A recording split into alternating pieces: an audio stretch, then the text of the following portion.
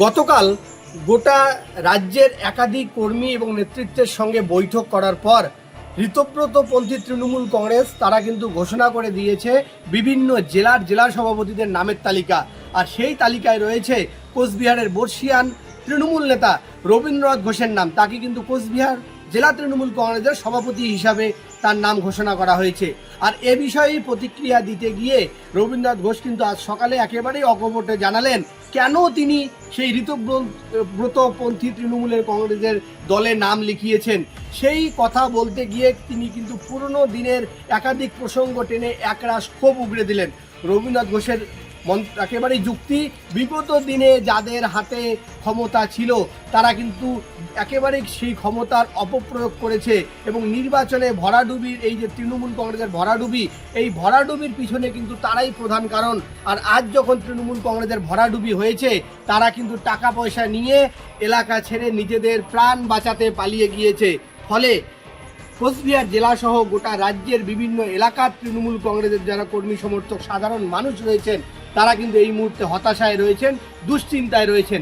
তাই তাদেরকে বাঁচাতে, তাদের পাশে থাকতে, তাদের মনোবল শক্ত করতে এই সিদ্ধান্ত নিতে হয়েছে রবীন্দ্রনাথ ঘোষকে। পাশাপাশি তিনি কিন্তু আরও জানিয়েছেন, একেবারেই কিন্তু শুধু রবীন্দ্রনাথ ঘোষ নয়, গোটা উত্তরবঙ্গের একাধিক তৃণমূল কংগ্রেসের নেতাকর্মীরা যেদিকে থাকবে তিনি কিন্তু সেদিকেই থাকবেন। এবং সেই সাথে তিনি আরও স্পষ্ট জানিয়ে দিয়েছেন যে মুখ্যমন্ত্রী অর্থাৎ প্রাক্তন যে মুখ্যমন্ত্রী মমতা বন্দ্যোপাধ্যায় অর্থাৎ তৃণমূল কংগ্রেসের যে সুপ্রিমো রয়েছেন তাকে তিনি আদর্শ হিসাবে মানেন এবং চন্দ্র সূর্যের মতো একেবারেই তিনি কিন্তু যতদিন মমতা বন্দ্যোপাধ্যায় রয়েছে তাকেই কিন্তু তার নেত্রী হিসাবে মানবেন। অপরদিকে তৃণমূল কংগ্রেসের ঋতব্রতপন্থী তৃণমূল বা আলাদা তৃণমূল বলে কোনো নেই, তৃণমূল একটাই, যেখানে সংখ্যাগরিষ্ঠ নেতৃত্বরা থাকবে, সংখ্যাগরিষ্ঠরা থাকবে সেখানে তিনি থাকবেন, সাধারণ মানুষের পাশে দাঁড়াবেন, এমনটাই কিন্তু তার যুক্তি। অপরদিকে এই যে ঋতব্রতপন্থী তৃণমূল কংগ্রেসে কোচবিহার জেলা সভাপতি হিসাবে নাম উঠেছে কোচবিহারের বর্ষিয়ান তৃণমূল নেতা রবীন্দ্রনাথ ঘোষের, এই বিষয়ে প্রতিক্রিয়া দিতে গিয়েও কিন্তু বর্তমানে উত্তরবঙ্গ উন্নয়ন দপ্তরের মন্ত্রী রয়েছেন যে নিশীথ প্রামাণিক, তিনিও কিন্তু স্পষ্ট জানিয়েছেন যে তৃণমূল কংগ্রেসের সঙ্গে মতাদর্শের লড়াই থাকবে, এটা যেমন ঠিক তেমনি রবীন্দ্রনাথ ঘোষ যে একেবারে আদি তৃণমূল অর্থাৎ তৃণমূল কংগ্রেসের প্রতিষ্ঠা লগ্ন থেকে তিনি যে দল করে আসছেন, কর্মী সংগঠিত করে আসছেন, এটা যে ভাবার কোনো রকম অবকাশ নেই সেটা কিন্তু আরেকবার তিনি মনে করে দিলেন। অর্থাৎ কোথাও গিয়ে যেন সেই রবীন্দ্রনাথ ঘোষকে তৃণমূল কংগ্রেসের কোচবিহার জেলার আদি নেতা বলে কিন্তু স্বীকৃতি দিচ্ছেন রাজ্যের শাসক দলের নেতারাও। সব মিলিয়ে এখন দেখার এই মুহূর্তে কোচবিহার জেলার যিনি তৃণমূল কংগ্রেস অর্থাৎ মমতাপন্থী তৃণমূল কংগ্রেসের যে জেলা সভাপতি রয়েছে অভিজিৎ দে ভৌমিক, তিনি কিন্তু একেবারেই ব্যাকফুটে রয়েছেন। অপরদিকে ঋতব্রতপন্থী তৃণমূলের জেলা সভাপতি রবীন্দ্রনাথ ঘোষ, তার নাম গতকাল একেবারেই ঘোষণা হতে তিনি এখন কতটা জেলায় সংগঠন চাঙ্গা করতে পারেন এবং কতটা কর্মীদের মনোবল তিনি নিয়ে আসতে পারেন সেটাই কিন্তু এখন দেখার। প্রথম দিন থেকে জেলা সভাপতি ছিলেন প্রায় 22 বছর, কেন এই সিদ্ধান্তটা নিতে হলো ঋতব্রত তৃণমূলে? এইটা ঋতব্রত তৃণমূল বলে কোনো তৃণমূল নেই, প্রত্যেকটাই তৃণমূল কংগ্রেস। তৃণমূল কংগ্রেসে আগেও ছিলাম, এখনও আছি, আগামী দিনও তৃণমূল কংগ্রেসেই থাকবো। সুতরাং মেজরিটি লোক যেখানে থাকবে, বিশেষ করে উত্তরবঙ্গের যে সমস্ত তৃণমূল নেতা আছে, এমএলএ আছে, তারা যেভাবে থাকবে, যেখানে থাকবে একসাথে, আমাদেরও সেখানেই থাকা প্রয়োজন বলে মনে করছি। কারণ আমরা এটাও দেখেছি যে আমরা তো দিদির সাথেই লড়াই করে আসছি, এখনও দিদিকে সম্মান করি, শ্রদ্ধা করি, কিন্তু দিদির হাতে কি সত্যি আর ক্ষমতা আছে? আজ সাধারণ কর্মীদের সেই প্রশ্ন। বিগত কয়েক বছর হলো আমরা লক্ষ্য করছি দিদির হাতে আর ক্ষমতা ছিল না, ক্ষমতাটা অন্য কোথাও কক্ষিগত হয়েছিল, যার কারণে দিদির ইচ্ছা থাকলেও তৃণমূল কংগ্রেসের যারা আসল কর্মী তাদের জন্য কিছু করতে তিনি পারেননি। যার কারণেই প্রত্যেক জেলায় জেলায় যারা অযোগ্য লোক, যারা লুটে খাওয়ার লোক, তারা এসে সুযোগ নিয়ে দলটার 12টা বাজিয়ে ছেড়ে দিয়েছে। যে দলটা তৈরি করার জন্য অনেক কর্মীর রক্ত ঝরেছে, অনেক মানুষ অত্যাচারিত হয়েছে, অনেক মানুষ প্রচুর খেটেছে, সময় দিয়েছে, নিজেদের অর্থ দিয়ে দলটাকে সংগঠিত করেছে, সেই লোকগুলো শেষের দিকে এসে আর কোনো দলের কাছে, নেতৃত্বের কাছে কোনো পাত্তা পায়নি। সুতরাং আজকে এই যে নির্বাচন হয়ে গেছে, যাদের হাতে ক্ষমতা দিয়েছিল জেলায় জেলায়, তারা তো আজকে বাড়ি ছাড়া, তারা পালিয়ে গেছে, নিজেদের জীবন নিয়ে পালিয়ে গেছে, তারা যা টাকা পয়সা নিয়ে পালিয়ে গেছে। কিন্তু যারা সাধারণ কর্মী, তারা আজকে অত্যাচারিত হচ্ছে, তারা বাড়ি ছাড়া রয়েছে, তাদের আজকে দেখার কেউ নেই। সাধারণ কর্মী সমর্থকরা হতাশায় ভুগছে, তাদের দেখার কেউ নেই। তাদের পাশে দাঁড়াতেই, তাদের পাশে থাকতেই এই সিদ্ধান্তটা। কারণ এই যে দলীয় কর্মী যারা এখনও আছে দলে, তারা আমাদের দিকে দেখেই তো কিন্তু তারা দলে সামিল হয়েছে। সুতরাং তাদের পাশে দাঁড়ানো আমাদের নৈতিক কর্তব্য। সেই কর্তব্য পালন করার জন্যই এ ধরনের সিদ্ধান্ত গ্রহণ করতে হয়েছে। মমতা ব্যানার্জিকে এখনো নেত্রী মানবেন? নিশ্চয়ই, যতদিন চন্দ্র সূর্য পৃথিবী থাকবে, তিনি তো নেত্রী থাকবেনই। এবং শুধু নেত্রী নয়, তিনি একজন বড় ফাইটার।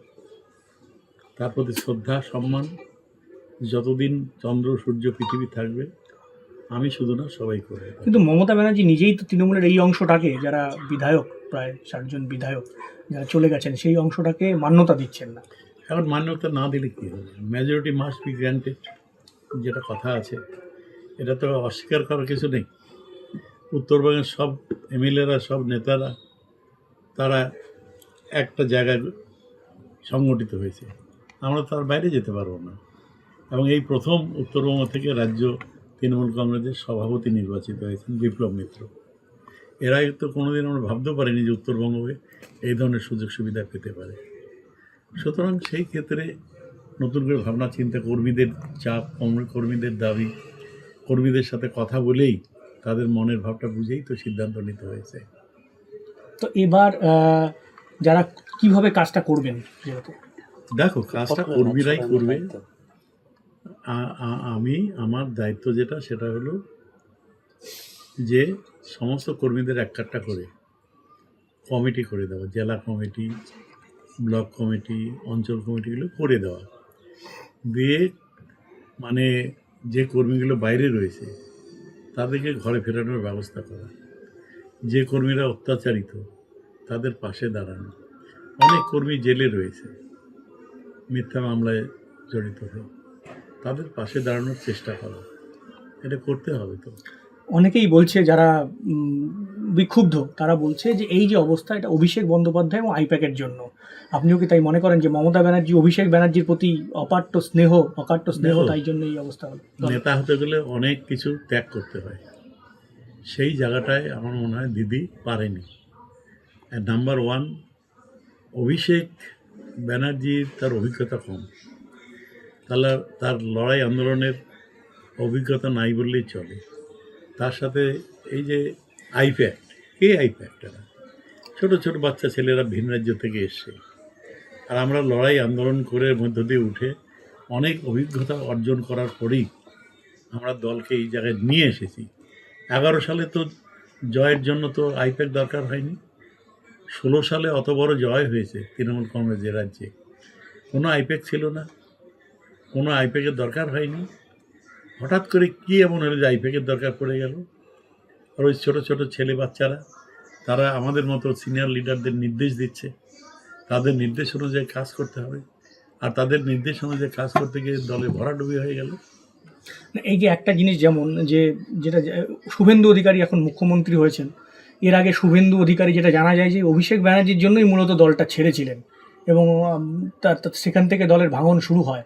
তো কি মনে হয় যে অভিষেক ব্যানার্জিকে না ছাড়া যদি ছেড়ে দেন মমতা ব্যানার্জি, তাহলে কি মমতা ব্যানার্জি আবার আগের জায়গায় ফিরতে পারে? এখন যা সারা রাজ্যের মানুষের যা মতামত, অভিষেককে কিছুদিনের জন্য তাকে আলাদা করে দেওয়া উচিত, সাইড করে দেওয়া উচিত, রাজনীতির অঙ্গন থেকে সরিয়ে রাখা উচিত। এবং আমার যেটা মনে হয়, অভিষেককে যদি রাজনীতির অঙ্গন থেকে সরিয়ে দিতে পারে দিদি, তাহলে আবার সব নেতারাই দিদির পাশে দাঁড়াবে। এটা আমার বিশ্বাস, সবার সাথে কথা বলে যা বুঝেছি, এটা তো ঠিকই। অভিষেক ব্যানার্জি ওর খামখেয়ালের জন্য এবং ভুল সিদ্ধান্তগুলোর জন্য আজকে দলের এই যে বিপর্যয়, এটা অস্বীকার করার উপায় নেই। প্রায় 80 জন স্ট্যান্ডিং এমএলএ মন্ত্রীকে তিনি বাদ দিয়ে দিয়েছেন এবারের নির্বাচনে। এটা বিরাট একটা প্রভাব পড়েছে। সিনিয়র লিডারদের বাদ দিয়ে দিয়েছেন, সংগঠনের দায়িত্ব থেকে বাদ দিয়ে দিয়েছেন। যাদের কোনো অভিজ্ঞতা নেই, সেই অনভিজ্ঞ যে লোকগুলো, সেই অনভিজ্ঞ লোকগুলোকে সামনের সারিতে দিয়ে সংগঠন সাজিয়েছেন। হয় নাকি? কখনো হয়? আর আইপ্যাক, কে আইপ্যাক? এই আইপ্যাকটা কে? কারা? সব 20, 25, 30 বছরের ছেলে, যারা কোনোদিন পঞ্চায়েত নির্বাচনে দাঁড়ায়নি, রাজনীতির কোনো অভিজ্ঞতা নাই। তারা আমাদের নির্দেশ দিচ্ছে, সিনিয়রদের তারা নির্দেশ দিচ্ছে, এটা করতে হবে, ওটা করতে হবে। এটা হয় কোনোদিন? সুতরাং সেই ক্ষেত্রে কর্মীদের বাঁচাতে, কর্মীদের পাশে থাকার জন্যই এই ধরনের সিদ্ধান্ত সারা রাজ্যব্যাপী বিধায়ক, জনপ্রতিনিধি এবং কর্মীরা কিন্তু নিয়ে ফেলছে অলরেডি। দিদি যদি সংশোধন করে, মানুষের দাবি প্রতি যদি দিদি আস্থা দেখায়, অর্থাৎ অভিষেককে যদি সাইড করে দেয় দল থেকে, তাহলে হয়তো আবারও সমস্ত নেতা নেত্রী, এমএলএ এমপি আবার ফিরতে পারে দিদির পাশে। এটুকু আমার মনে হয়েছে।